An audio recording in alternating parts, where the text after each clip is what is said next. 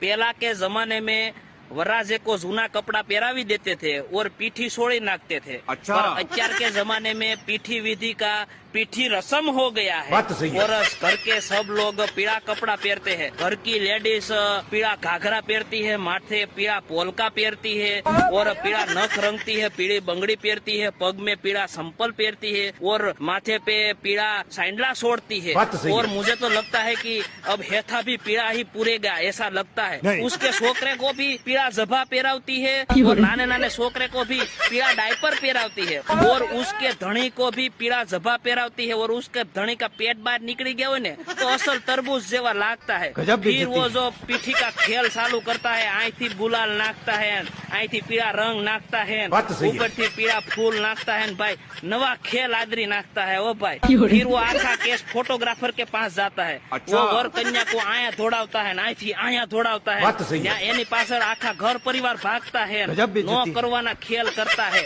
आ सब खेल वांढा छोकरा देखता है ना तो बोलता है कि मेरे पास जो अगर बंदूक होती ना तो उसको मैं के देता।